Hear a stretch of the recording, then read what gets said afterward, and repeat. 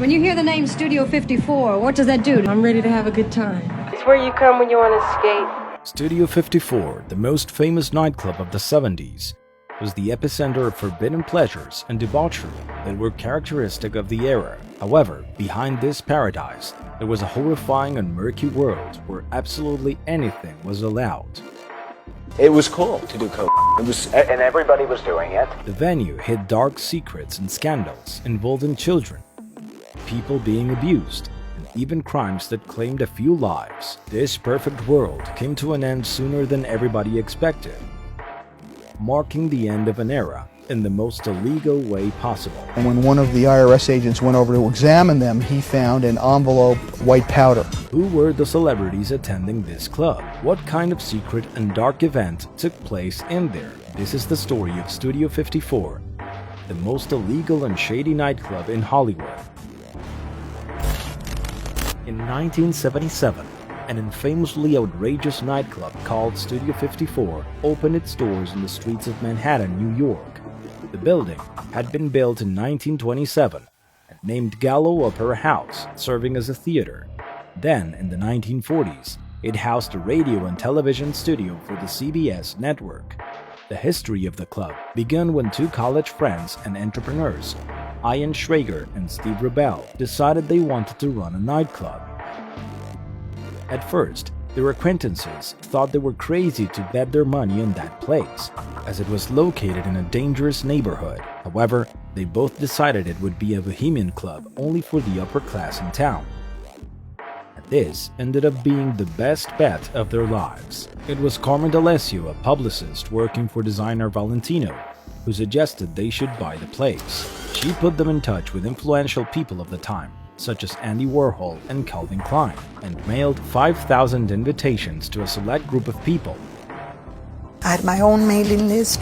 Andy Warhol contributed with his own mailing list for the project, who was a very compact group of gay people. The venue was a very special place. Steve and Ian renovated it and built a large dance floor, a balcony, and a DJ booth. The design was unique, packed with mirrors, light bars, and vinyl-covered floating platforms. In the middle of the dance floor, they put a drawing that encapsulated the dynamic of the place for years, a moon using illegal substances. The club opened its doors on April 26, 1977, and it was a resounding success. But it was also a total chaos. Although it had a capacity for 2,500 people, nearly 4,000 attended. There were hundreds of people waiting in line to get in, and even celebrities were left outside, despite being invited. This was an event that repeatedly took place every weekend for over 2 years. The attendees at Studio 54 came from every area of the entertainment industry, and ordinary people also attended the event. However, they had to meet taxing requirements that we will explore later. Executives and artists all going, letting their hair down, shaking their butt, and having a really good time, partying hard. In addition, iconic celebrities of the time attended those parties, such as Mick Jagger and his wife Bianca, Al Pacino, Michael Jackson, Diana Ross, Salvador Dalí, Donald Trump, Frank Sinatra, Cher, Brooke Shields at just 12 years old, among many others. When you hear the name Studio 54, what does that do? Does your pulse quicken and your feet start moving? Yeah, I'm ready to have a good time. It's where you come when you want to escape. It's really escapism. The club became even more iconic the following night, when Bianca Jagger celebrated her birthday and rode into the dance floor on a white horse. This led to very peculiar eccentricities at future parties. I remember a big party for Dolly Parton for whatever reason, and Steve went all out for that. They had haystacks and horses and donkeys and mules running through the club. Although getting access to the party was not expensive, about $7 or $8 per person, inside people wasted large amounts of money. The owners would squander about $40,000 or $50,000 per night to put on outstanding shows for audiences and artists to interact. You can walk in, it would be like you're in the castle of Louis XIV, or you can walk in and it would be Disneyland. Things would get so extreme that on its opening day, 30 people waiting in line to get in started sharing a liquor bottle, and shortly after, an unconstrained situation played out that included people having intimate relations on the spot. Studio 54 encapsulated this uncontrolled era and became the epicenter of hedonism in the 70s. The club quickly took over the streets of New York, representing this decadent society that sought a safe space to enjoy themselves freely. Disco was a haven for, inclusion and acceptance, and that the street wasn't. Out on the street, homophobia existed much more than even today. Transgenders took their lives in their hands walking down the street in New York City. But as soon as they stepped foot into the disco, they were safe. However, this was just the tip of the iceberg of an endless list of illegal acts and excesses, the likes of which nobody had ever seen. Being accepted into Studio 54 was a symbol of status and exclusivity. Steve Rebell was in charge of choosing who was entitled to attend, but he had certain tendencies. It is said that the founder always chose people at random, those who he considered beautiful, exotic, and those who exuded sensuality. He loved having drag queens at the nightclub and also invited non-famous people as long as they could meet his requirements. Oh, you're not shaved? There's no way in a million years you're gonna get in. It doesn't matter if you're not shaved. Listen, just go home. That hat, don't ever come here with the hat. But there were terrible things being allowed inside. Within this world of chaos and excess, children were also allowed to attend. Actress Brooke Shields, at only 12 years old, was objectified as a beauty icon back then, and she was also invited to this club. Actress Drew Barrymore was also dragged in there by her mother Jade when she was just 4 years old. People were waiting in lines with the most fantastic costumes on, each one trying to outdo the other one so that they could be pointed to. It's like, you, so they could get in. We have a video that goes over the details of Drew Barrymore's tragic and dark life on our channel. You'll find the link in the description. However, behind their thorough selection of people, there were actually dark and ulterior motives. The owner's goal was to offer their VIP clientele, that is, celebrities, access to aspiring young people, so they could have intimate relations with them without the presence of paparazzi. In fact, there were private rooms for this, located in every basement. Once the doors were closed, everyone was free to do whatever they wanted and everything was allowed. Behind the loudspeakers, you would open the office, somebody would be doing something inside the office, you would be walking upstairs and you would be stumbling through bodies. A reporter who managed to sneak into the club said it was common to see male waiters with athletic bodies and wearing no clothes, except for certain parts of the body. Unfortunately, there was more to it. All employees were almost always touched and abused as they became items for exhibition. Of course, all of this was compounded by limitless freedom and illegal substances. Owner Ian hardly ever left his office.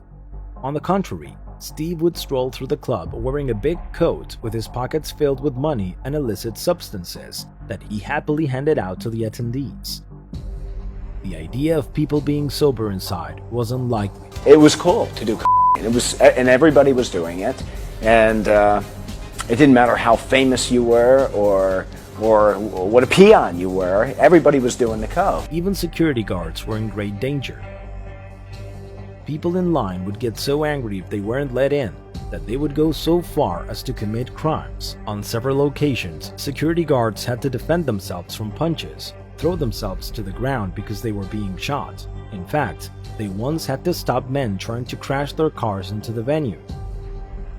The club also caused controversies quite often, resulting in people meeting terrible fates. Those who didn't fight at the entrance usually tried creative methods to get in. One time, one of those attempts ended in tragedy. Some people brought mountaineering gear and tied themselves up with ropes to jump into the backyard. Many of them fell and hit the pavement. One night, a man tried to sneak in through the air duct. He got stuck and died from lack of oxygen. Nobody imagined that this hedonistic paradise, fitting for the fulfillment of people's forbidden pleasures, would come to an end much sooner than expected. Addiction and debauchery ruined the club's owners and actually brought about their downfall. The first year of Studio 54's opening ended with legal problems that resulted in the owners being arrested. The incident was nothing compared to the illegal things taking place inside, as they had been detained just for selling alcohol without a permit. On this occasion, they were saved from all consequences since a very powerful frequent customer of theirs, Roy Kahn, bailed them out and helped reopen the club. Kahn was a well-known lawyer at the time, representing many shady businessmen and members of the mafia, like Tony Salerno and John Gotti. He was also a close friend and mentor to the future President of the United States, Donald Trump. For years, he taught him how to cheat, lie, and destroy anyone who stood in his way to success. On December 14, 1978, something tragic and life-changing happened to the club that turned the owners' lives upside down forever. I was up in my office with a girl, and I heard the music stop. Well, I walked downstairs, and Steve was already over there. We were both under arrest. Internal revenue agents arrived and raided the premises. The club had already been under the authorities' watchful eye, as it was suspected that there was a huge operation taking place there that involved cash larceny and large amounts of illegal drugs. During the search, Rubel and Schrager entered the premises, Schrager carrying a load of books, accounting journals, put them down on the premises, walked away from them, and when one of the IRS agents went over to examine them, he found an envelope of white powder. In fact, tested positive for cocaine. I authorized Mr. Schrager to be arrested. The agents confirmed all suspicions and confiscated bags of money in the garage, illegal substances, and various documents and financial records hidden in the club's basement ceilings, thus proving all these accusations. But the cause of their downfall was that they had been evading taxes for over 2 years. They both had stolen $2.5 million and up to 60% of the club's income. Steve and his partner tried to reduce their sentences, claiming that many politicians of the time were just as corrupt, including regular customers of the club. One of them was reportedly the chief of staff of the then president Hamilton Jordan, as he was accused of doing drugs and hiring illegal services at the place. You saw with your own eyes Hamilton Jordan use cocaine. Yes. No question. No question. No mistake. No. However, none of that worked for them. Although Steve was an important man and had a lot of power, his methods only worked with celebrities, not with politicians. Steve's mistreatment ultimately brought about their downfall later on. Years later, it was revealed that a former employee had informed the police about everything that was illegally stored in the basement due to their discontent. This was crucial in stopping them. Finally, in November 1979, Steve and Ian pleaded guilty to 2 counts of tax evasion. The judge in the case imposed the maximum sentence, 3.5 years in prison and $20,000 in fines. But Rubel and Schrager were not going to leave completely defeated, and they both decided to put on one last show that would stay in everyone's memory forever. Just before they went to jail, they had a really big bash. In February 1980, Ian and Steve decided to hold an all-night closing party called The End of Modern Day Gomorrah. This time, they opted for a more intimate gathering of 2,000 people, who were their most loyal customers. Epic celebrities such as Andy Warhol, Sylvester Stallone, Calvin Klein, and Diana Ross and Liza Minnelli delivered amazing performances. Steve Rubel sang Frank Sinatra's song My Way and I Will Survive, and he couldn't help but give one last speech, acting completely out of character, as he cried along with all his attendees. For 33 intense and unrestrained months, Studio 54 was a popular meeting place for celebrities back then, as well as for people aiming to make their way into Hollywood. There is no doubt that it will always be remembered as one of the most iconic clubs in history, but unfortunately, addictions, sexually transmitted diseases, and greed ultimately destroyed this perfect and luxurious escape from reality that so many people loved. What about you? Did you know about the history of Studio 54? Let us know in the comments below.